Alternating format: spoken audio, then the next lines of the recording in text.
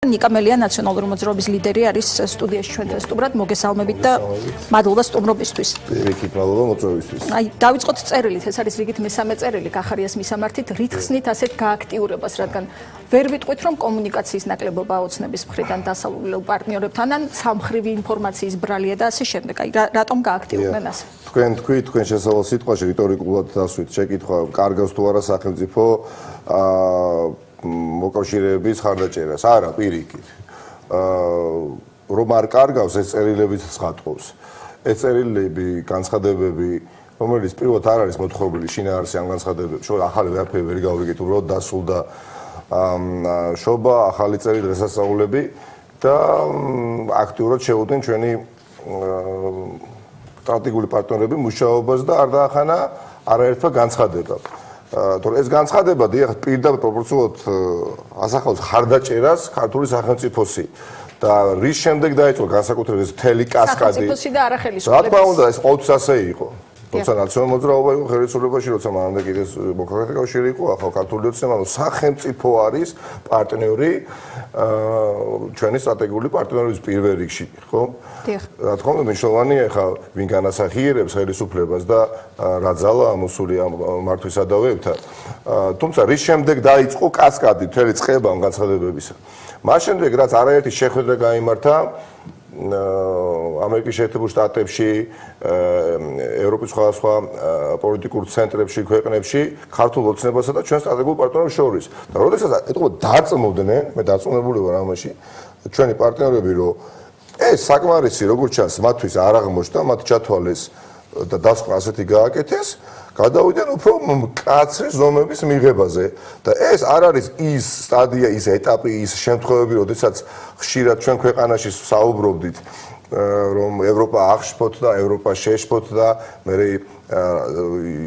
ბევრი ანეკდოტიც კი დაიწერა ამაზე, ბევრი ხუმრობდა, რომ ეხა აღშფოთდება ჩვენი პარტნიორი ევროპის სხვადასხვა პოლიტიკოსი, ამერიკის შეერთებულ შტატებში კონგრესმენი, სენატორი, მაგრამ ეს არის რეალურად დაგმობა იმ პოლიტიკისა, რომელსაც ხელისუფლება ეწევა და მითითება, თუ როგორ უნდა მოიქცეს. ეს არის უბრალოდ კრიტიკული განცხადება. რომ იყოს ამ სტუდიაში როგორც ოპონენტი და სამწუხაროდ დღესაც არ არის, გეტყოდათ რომ სხვა არის ინსტიტუციის გავრცელებული განცხადება, სხვა არის კონგრესმენის, აი რიგითი კონგრესმენის ნათქვამი ასეთი სიტყვების.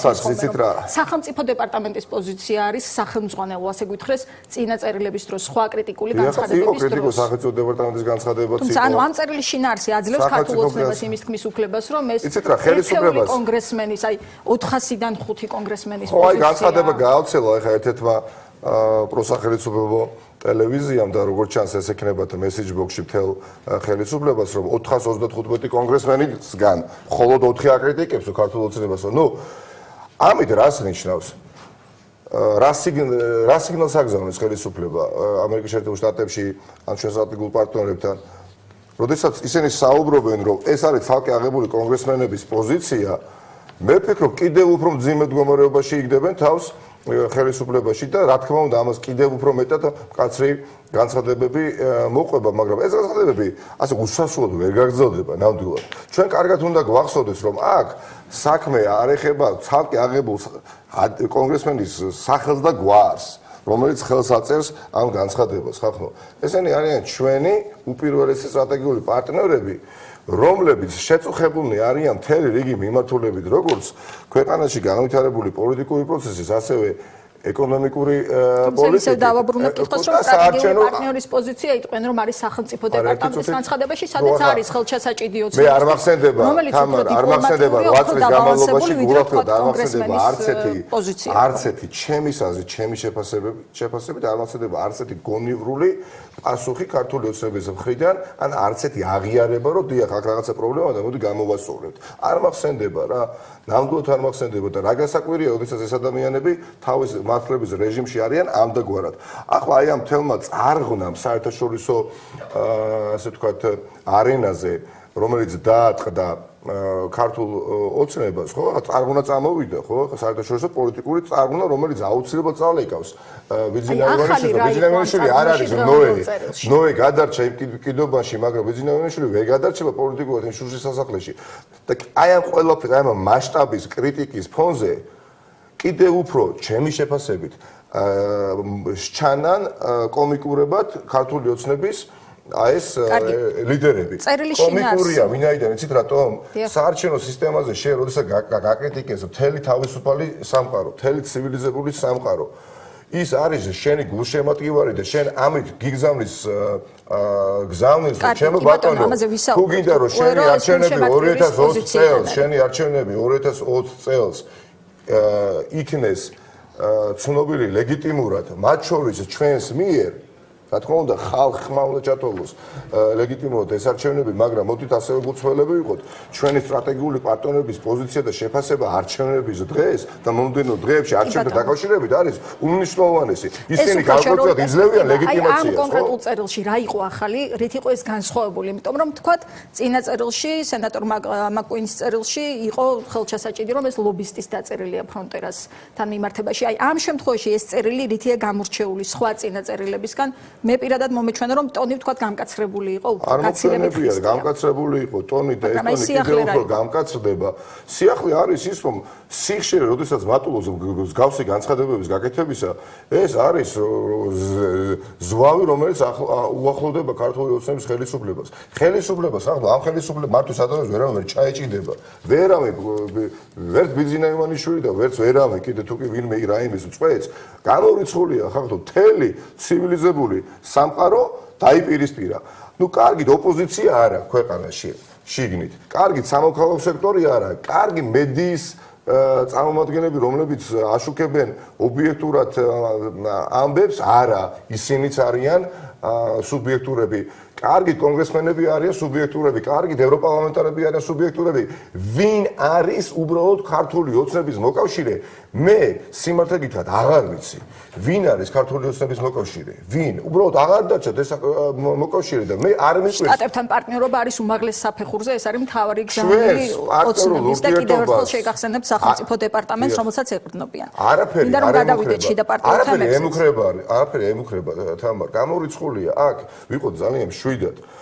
უბრალოდ, როდესაც დაინახა ჩემო სტრატეგიულმა პარტნიორმა, რომ ქვეყანა აცდა დემოკრატიულ სივრცეს და კონსტიტუციურ სივრცეს გასცა ხელისუფლება მოუწოდებენ რომ დაბრუნდეთ კონსტიტუციურ სივრცეში მარტივად აი ეს იკითხება ამ წერილებში ამ განცხადებებში დრო ცოტა გვაქვს ამიტომ გადავიდეთ შიდა პარტიულ თემებზეც ნაციონალური მოძრაობის ლიდერების განცხადებები ზოგჯერ ხდება ხოლმე პრობლემური ან ინტერპრეტაციის თემა ან კამათის თემა ზოგჯერ შეიძლება ლინგვისტური გაუგებრობა ან არც ამ შემთხვევაში მივხვდით ალბათ გულისხმობ გრიგოლ ვაშაძის განცხადებას რომელმაც თქვა რომ გამოგლიჯა ნაციონალურმა მოძრაობამ ოლიგარქს ეს მიღწევა სწორედ ის იყო პირველი ის იყო მთავარი და გარდამტეხი აი როგორ ფიქრობთ ოპოზიციური ერთობა რომელიც ძალიან მრავალფეროვანია შეიძლება ითქვას რომ მყიფეა დააზარალა ამ განცხადებამ მე ვფიქრობ რომ ჩვენ არაერთხელ გვითხოვს ჩვენ ვართ მორიგებულები და არა შერიგებულები იმ მაგიდის გარშემო სადაც ვხედავთ ებრუსულ პარტიის ოფიციალურ მხედველობაში და ფუნდამენტალურ მნიშვნელოვან საკითხის გარშემო საარჩევნო სისტემას გულისხმობ. და ჩვენ ეს შევძელით და დარწმუნებული ვარ როგორც არ უნდა დავითარდეს მომავალში პოლიტიკური პროცესები მათ შორის ოპოზიციურ პარტიებს შორის ჩვენ არასოდეს აღარ გადავალთ წითელ ხაზზე და შევინარჩუნებთ იმ ელემენტარული ხარისხის ურთიერთობას რომ ერთმანეთს თავს არ დავესხოთ. რა თქმა უნდა ვაკრიტიკოთ, რა თქმა უნდა არ მოვიწვიოთ ერთმანეთის გამონათქვამი, მაგრამ სიმართლე მინდა ვთქვა, შესაძლებელია და ვწუხარ რომ ბევრმა გაიგო სხვანაირად ბატონი გრიგოლ ვაშაძის ნათქვამი, მაგრამ მე ზუსტად ვიცი რომ გრიგოლ ვაშაძე სხვა რამ იგულისხმა და ბევრჯერ დაუდასტურებია მას, მეს და სხვებს და ჩვენს პარტიას, რომ ჩვენ მოწადინებულები ვართ ერთობის შენარჩუნებით და ყველაფერს ვაკეთებთ ამისათვის. აბსოლუტურად ყველაფერს ვაკეთებთ ამისათვის. ნახეთ, აი როცა ხელისუფლება ელოდება ჩასაფრებული, როდის დაიწყება განხეთქილება. მე რა არ მომეწონა, მე გეუბნები. ვიქნებოდი ბედნიერად, არა, ვიქნებოდი ბედნიერად უფრო დააზარალა თუ არა საერთო პროცესი. არა, არავითარ შემთხვევაში. მათ შორის გაანაწყვეტა თუ არა სამართლიანად ის ადამიანები ვინც ციხეში ზის აი ოცნების გრიგოლ ვაშაძეს არ უთქვამს რომ ეს არის ჩემი დამსახურება ამას მე სხვადასხვაგვარი ინტერპრეტაცია მისცეს. არა სხვათა შორის ჟურნალისტმა როცა დაუზუსტა მან თქვა რომ დიახ ნაციონალური მოძრაობა არა ნაციონალური მოძრაობა ამაზე საუბრობდა და ნუ ახლა თავად გრიგოლ ვაშაძე საუბრობს ამაზე საუბრობდა ნაციონალური მოძრაობამდე წლების წინ კიდე სხვა პარტიები საუბრობდა 30 წელიწადია საარჩევნო პროპორციულ სისტემაზე მიმდინარეობს ბრძოლა მაგრამ ახალგაზრდების სამოქალაქო საზოგადოების წვლილი ამ საქმეში პოლიტიკოსებთან ერთად არის უდიდესი ამაზე რა თუნდა დავა ეს ანუ რა არ მოგეწონათ მაშინ არა არ მომეწო ვის განცხადებაში ვაშაძის განცხადებაში ბატონმა გრიგოლ ვაშაძე მე ვიცი მე მეგობრო მასთან ხომ და ზუსტად ვიცი მისი პოზიცია რომ ის უყურებს ისევე საღად ამ პროცესს როგორც თქვენ უბრალოდ მან ხაზგასმა და აქცენტი გააკეთა იმ პარტიაზე რომელსაც თავაზე წარმოადგენს მაგრამ ამით არ დაუკრინებია სხვა შესაძლებელია თქვენ არა თქვენ შესაძლებელია მე ვუხარ რომ შესაძლებელი ყოველთვის არის რომ უკეთესად იყო გაგებული ხომ და არ ეწყინოს არავის მაგრამ იმ კონტექსტში იმ ვითარებაში იმ ხელყინულზე რომელზეც ჩვენ დავდივართ პოლიტიკურ დანაღმულველზე შეიძლება მე თქვენ გაგაკრიტიკოთ, მაგრამ პერსონალურ შეურაცხყოფაზე არ უნდა გადმოვიდე. პერსონალურად არ უნდა გაგაკრიტიკოთ. ანუ მე დავინახე რამდენად პერსონალურ არა, საერთოდ. არა, მე დავიკითხე, რამდენად ჩემთვის საერთო დამსახურების მიწერა, ასე იქნა ეს აღქმული. არა, ხვალდაზე ხო გათენდება ეხლა ხვალინდელი დღე, მოვა ზეგინდელი დღე და ჩვენ აუცილებლად გავაგზავნეთ იმ მიზნისკენ სწრაფვას, რასაც ქვია სამართლიანი და ობიექტური არჩევნების ჩატარება ამ ქვეყანაში ყველანი ერთად. რა თქმა უნდა, ვინ აკრინებს, შეიძლება ვინმე გაიგოს, რომ ნაციონალური მოძრაობა ცდილობს ვინმე დააკრინოს. არავითარ შემთხვევაში ხახნო, მე ისიც მესმის, რომ ჩვენ ვართ დიდი პარტია, ჩვენგან გაცილებით უფრო ჩვენი ბამბაც ჭრიალეს. სწორად გამიგეთ რა. შესაძლებელია ვიღაცას ვცირე. შესაბამისად პასუხისმგებლობაც რომ მეტი გაქვს. რა თქმა უნდა, პასუხისმგებლობა არათუ სწორიგო, ჩვენ ყველაფერს ვაკეთებთ. შეიძლება გქონდეთ მეტი. მეწუნეთ ნაციონალური მოძრაობა რომ არ ყოფილიყო მოწადინებული და არ ყოფილიყო ერთ-ერთი ამ მრავალ პარტიათაგან, მრავალ სუბიექტთან ვერ შედგებოდა შესაძლებელია ეს ერთობა. ძალიან დიდი მნიშვნელობა აქვს, რომ მსხვილი ოპოზიციური პარტია არის მაგალითად აი ამ საკოორდინაციო საბჭოში თუ არა ისე. მეტიც, მე პირადად და დამეტაფებია. მოკლედ მინდა კითხოთ გირჩის პოზიციაზე, რომელმაც თქვა რომ არ დასხდებიან იმ მაგიდასთან, სადაც ვაშაძე იქნება მიიღებ ამ. მე ვფიქრობ ეს პოზიცია გადახედილი იქნება ზურას მხრიდანაც, ეხლა მე ზურას დიდ პატივს მართლაც ვცემ, ეხლა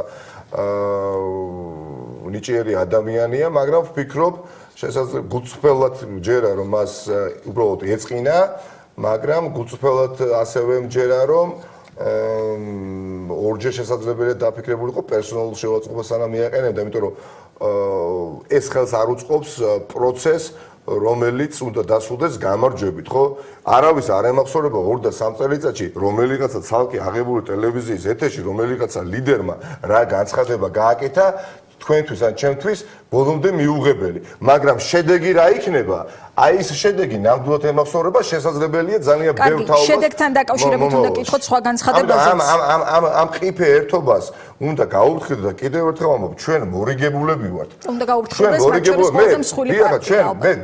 მე პირადად გეუბნებით, მე რიტორიკაც კი შემეცვალა ბოლო თვეების განმავლობაში.